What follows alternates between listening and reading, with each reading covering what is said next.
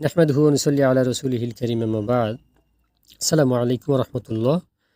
পবিত্র কোরবানির মূল উদ্দেশ্যই হলো আল্লাহর দরবারে নিজের তাকওয়া ও আত্মত্যাগ পেশ করা। কিন্তু আমাদের সংশয়ের বিষয় হচ্ছে শরীকানা কুরবানি কি আদৌ জায়েজ? চলুন কোরআন এবং সুন্নাহর আলোকে শরিয়ার মূলনীতি অনুযায়ী জেনে আসি। উট ও গরুতে ৭ জন শরীক হয়ে কুরবানি করতে কোনো নিষেধ নেই। রাসূলুল্লাহ সাল্লাল্লাহু আলাইহি ওয়াসাল্লাম থেকে বর্ণিত জাবের ইবনে আব্দুল্লাহ عن جابر بن عبد الله رضي الله عنه قال نحرنا مع رسول الله صلى الله عليه وسلم عام الحديبية البدنة عن 7 والبقرة عن 7।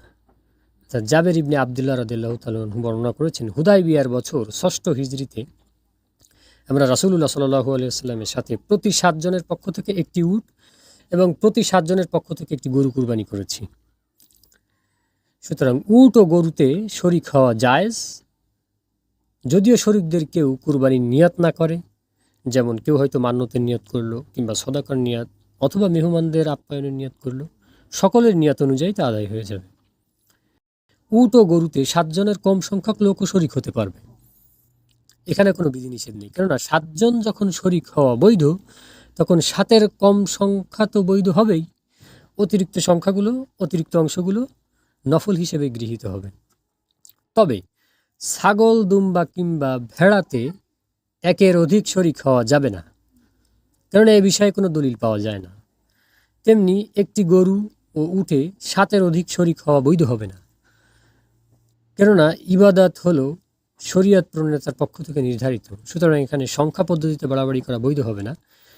তবে আমরা অন্য একটি বর্ণনা থেকে দেখতে পারি যে সেখানে উট কুরবানির ক্ষেত্রে ১০ জন শরীক ছিল। আমাদের সংশয় সৃষ্টি হওয়ার একটি কারণ হচ্ছে, একদল ফুকাহা মনে করেছেন যে শরীকানা কোরবানির হাদিসগুলো যেহেতু সফর রিলেটেড, সুতরাং আমরা মুকিম অবস্থায় এটা করতে পারবো না, এটা রাসূলুল্লাহ সাল্লাল্লাহু আলাইহি ওয়াসাল্লাম শুধুমাত্র সফরের জন্য নির্ধারিত করেছিলেন। কিন্তু সামগ্রিক বিবেচনায় ইসলামী শরীয়তের এবং ফিকহের মূলনীতি অনুযায়ী যদি চূড়ান্ত সিদ্ধান্ত আমাদের উপনীত হতে হয়, তাহলে এই সিদ্ধান্তে আমাদের উপনীত হতে হবে যে সফরের অনেক ইবাদত রয়েছে, অনেক শরী আহকাম রয়েছে, যা আমরা মুকিম অর্থাৎ বাড়িতে অবস্থানরত অবস্থায় অথবা মুকিম অবস্থায় অর্থাৎ বাড়িতে অবস্থান করা অবস্থায় সে আমলগুলো আমরা করতে পারি। সুতরাং এটাকে শুধুমাত্র সফরের সাথে বেঁধে দেওয়ার সুযোগ নেই। তবে